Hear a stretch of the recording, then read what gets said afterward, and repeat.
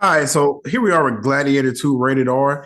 It was 72% on the tomato meter, 83% on the popcorn meter now, which was formerly known as the audience score, which I like audience score, man, but the popcorn meter is now 83%. So a majority of people that went to go see it liked it. I'm right there with the popcorn meter. Yo, 2.5 hours. I was thoroughly entertained, locked in from the beginning. I thought this movie was incredible to the point where I'm saying, I mean, I know it's recency bias, but this was the best movie I've seen this year. So when I'm watching the trailers and they saying, oh, this film of the year, and I'm like, well, how the hell would it be film of the year when Deadpool and Wolverine came out? Now, well, I only seen Deadpool and Wolverine twice in the theaters, so that's that. But I think it's just a better movie because I mean, Deadpool and Wolverine is a good movie, but it's not a serious movie. This is a serious film, so I just really enjoyed it. Um, I mean, taking you back to that time, the Roman, when the Romans ruled and all of that shit. It's really I just love that time. It reminds me of like when I watched Troy and all of that, those types of films I really enjoy. Now I did just watch Gladiator, the first one, for the first time the day before I seen this. So with that being said, the movie Gladiator was fresh in my mind seeing this, and I'm glad it was because and I'm glad I actually watched it because people was like, oh, you don't need to watch Gladiator to watch Gladiator 2. Yes, the fuck you do. You absolutely need to watch Gladiator to watch Gladiator 2 because this movie is deeply connected to Gladiator 2. Obviously, spoiler alert, with Maximus dying, this guy, um, I mean, it's his descendant, right? It's his seed. Uh, yeah, Lucius.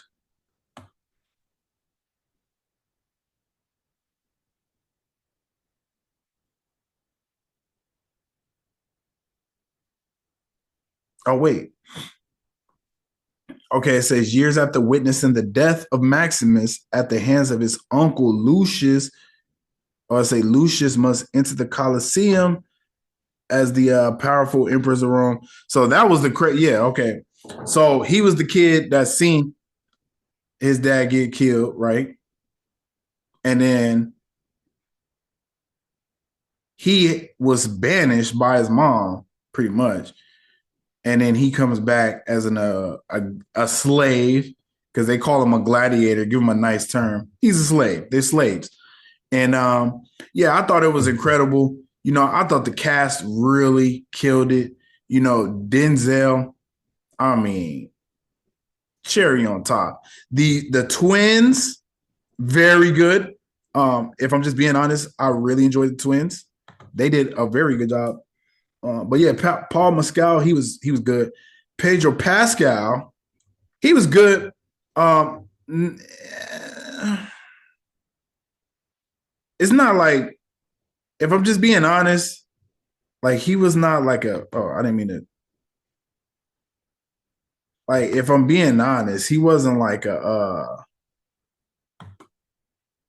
He wasn't like crazy in the movie. Like I don't know.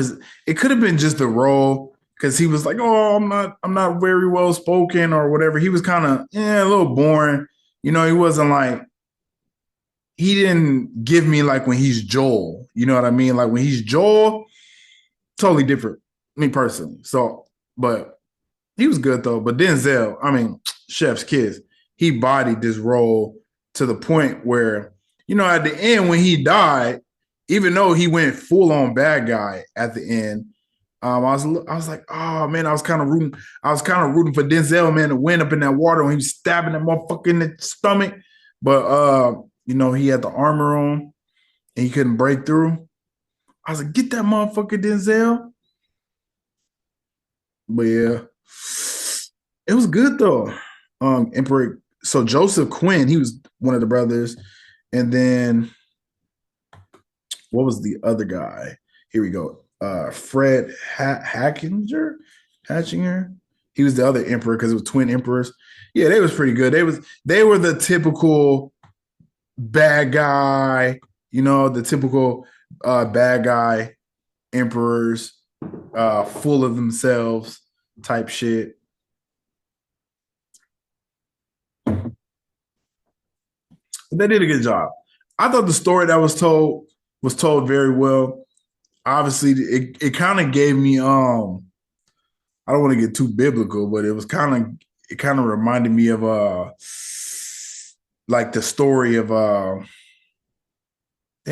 story of Moses, kind of like, you come back to the promised land, you take on your people to try to save the people. And that's kind of what Lucius did. So, because he was the Prince of Rome, right? So, yeah, I mean, bruh, I don't know. I thought that action, holy smokes. Now, mind you, I go see the movies in D box. So it's moving and shit, especially when they was like in the water to start it off. It's like the boats or the ships. It's like I'm in the ship with them. But the action, man, was just incredible. I would, if it wasn't for Wicked, I would have went to go see this movie again in D box because, excuse me, because it was incredible. Like the action, man, it was like, to me, better action than what I've seen in 300. It definitely was better action in Gladiator. Better action. I don't know if it was better action than Troy. And only why I'm saying this with Troy because I just feel like the fights that Brad Pitt did in Troy was just legendary. Like, and then not only the fights, but the shit that he talked afterwards when he was Achilles. Like when he go and take down the big ass, the big buff motherfucker, and he just with one swing of his sword just hit him in the neck, and motherfucker, is there no one else? Is there no one else? Like, it's not any of those moments, but it's moments where you like, oh, this motherfucker got heart. Like when he fighting the monkeys and he started biting on the monkeys. Oh man, talk about a great, amazing scene. Bro, he started chewing on the monkeys and he choked the monkey out. Oh man, that shit was so good. And then when they was like in the in mess hall, you will, and they start saying hoo, and everybody started doing it, making fun of him. Classic movie moment. I'm telling you, those are the type of movie moments that give me chills. Not even getting like, I'm such a bro. I'm telling you, I don't want to say I'm a movie buff, but I'm very in touch with the emotions that movies are supposed to bring, right? I'm telling you, that moment when everybody started laughing at him and doing the little monkey shit, and even he started laughing, like, okay, y'all, that's funny as hell. That is a perfect movie moment. I'm telling you, perfect movie moment. Sad movie moment was this guy right here, Jabarta. Oh man, he just went out there and just laid down and died, bro. I'm like, man, why you go out like that? Like he was like, man, I'm ready to go to the afterlife. I'm not about to be nobody's slave. Bro just went out there and let the monkeys just eat his neck up. I was like, ooh, ooh. And I told you guys, man, this is all spoilers. This is all spoilers. I don't do the non-spoiler review. We just go straight forward.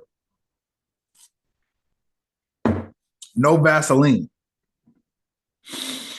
Okay. Yeah, Ridley Scott, man, did his thing. He kind of did a little homage with some of the cinematography. Um uh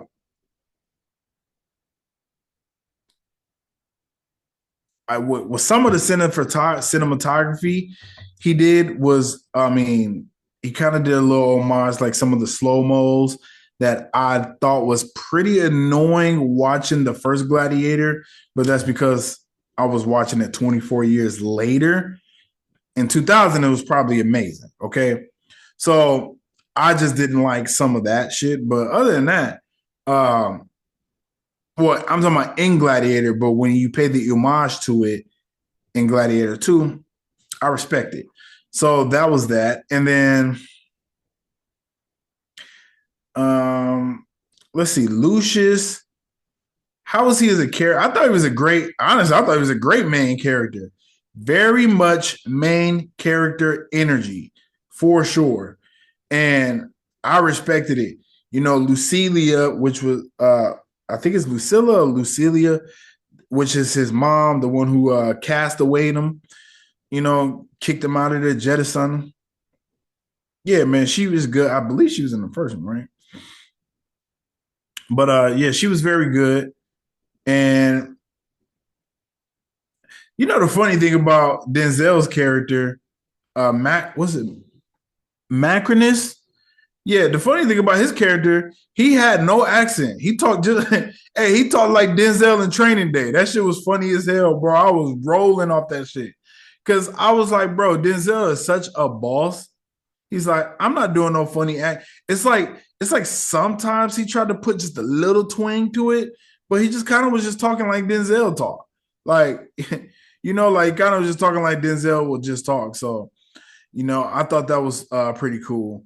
That, the way he was just like, you know what, I'm doing my accent, but I'm going to act so good. I'm going to be so deceiving, come up with so much deception, cause so much anarchy and chaos within the parties.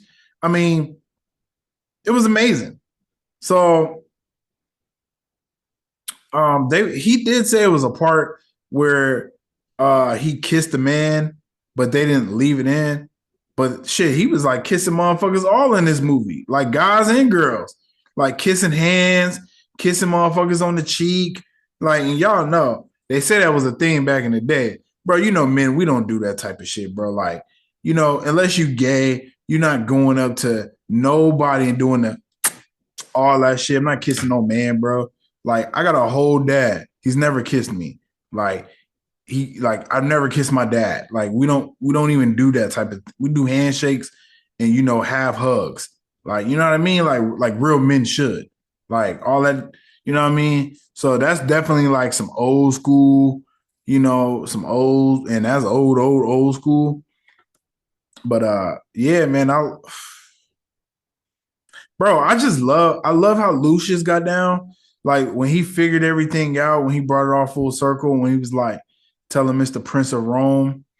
I mean, amazing. Now, what was funny was him fighting Macronus, Lucius fighting Macronus, because I was like, wait, there's no way that Macronus has a shot, right? I mean, as good as Lucius, as great of a fighter as he was, when you come to, I mean, every fight, he was just so much smarter. Excuse me, guys. Every fight, he was so much smarter, quicker, just more grit, more rage than the next man. It was actually pretty funny that Macronus just was like whooping his ass, but Macronus was also a slave, and I'm assuming he was a gladiator and gladiatored his way out, you know, and ended up building his own empire. So yeah, I like the story they told. Highly recommend. I do recommend if you did not see part two to or part one to go watch part one before you see part two. I think it's paramount because like it just they give you like a little breakdown, like kind of like a little recap, but you have to watch the movie to get what was going on. So I mean, you just have to.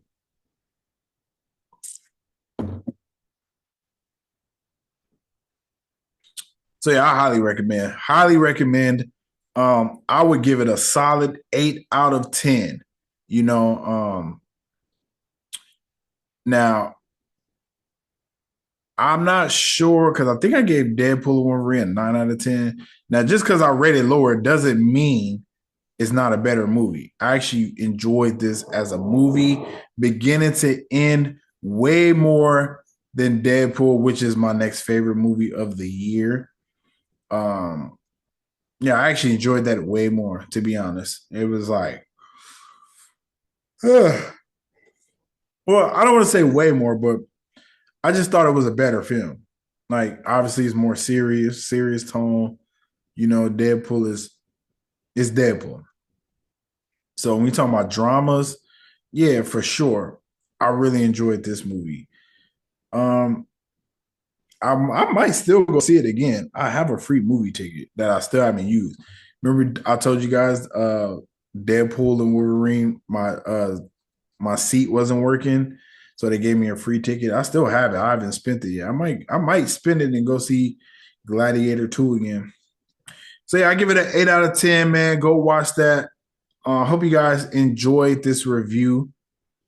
Please like, comment, subscribe on this video. And if you're listening, we're just gonna keep moving on. But we're gonna get to the next film, which is Wicked. And I want to go see Wicked today, bro. And bro, I haven't seen a movie that made me so emotional before. Let's give it some time to load up.